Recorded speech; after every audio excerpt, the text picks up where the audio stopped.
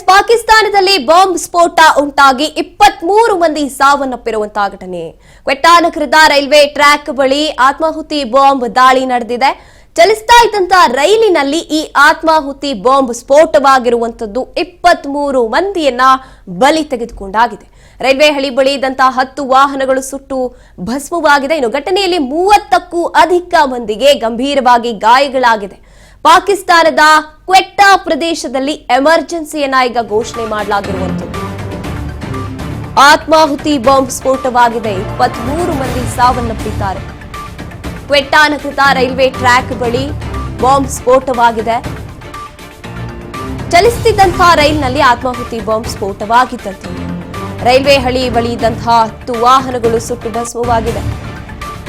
ಘಟನೆಯಲ್ಲಿ 30ಕ್ಕೂ ಹೆಚ್ಚು ಮಂದಿಗೆ ಗಂಭೀರ ಗಾಯಗಳಾಗಿದೆ.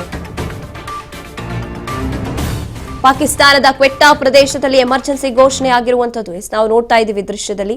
ಪಾಕಿಸ್ತಾನದ ಬಲೂಚಿಸ್ತಾನ್ ಪ್ರಾಂತ್ಯದ ರಾಜಧಾನಿ ಕ್ವೆಟ್ಟಾ ನಗರದ ಪ್ರಮುಖ ರೈಲ್ವೆ ನಿಲ್ದಾಣದ ಬಳಿ ಈ ಒಂದು ಅತ್ಯಂತ ಭೀಕರ ಆತ್ಮಾಹುತಿ ಬಾಂಬ್ ಸ್ಫೋಟ ಸಂಭವಿಸಿ ಕನಿಷ್ಠ ಅಂದ್ರೂ 23 ಜನ ಸ್ಥಳದಲ್ಲೇ ಮೃತಪಟ್ಟಿದ್ದಾರೆ. ಇನ್ನು 47ಕ್ಕೂ ಹೆಚ್ಚು ಜನ ಗಂಭೀರವಾಗಿ ಗಾಯ ಆಗಿದೆ. ಅವರಿಗೆ ಅಲ್ಲಿನ ಭದ್ರತಾ ಅಧಿಕಾರಿಗಳು ಮತ್ತೆ ವೈದ್ಯಕೀಯ ಸಿಬ್ಬಂದಿ ಈ ಮಾಹಿತಿಯನ್ನ ಖಚಿತಪಡಿಸುತ್ತಾರೆ. ರೈಲು ಹತ್ತೋಕೆ ನೂರಾರು ಪ್ರಯಾಣಿಕರು ಕಾಯ್ತಾ ಇದ್ರು. ಆ ಸಂದರ್ಭದಲ್ಲೇ ಈ ಸ್ಫೋಟ ಸಂಭವಿಸಿದೆ. ಸಾವಿನ ಸಂಖ್ಯೆ ಹೆಚ್ಚಾಗುವ ಕಾರಣ ಅಥವಾ ಹೆಚ್ಚಾಗುವ ಸಾಧ್ಯತೆಗಳು ಹೆಚ್ಚಾಗಿದೆ.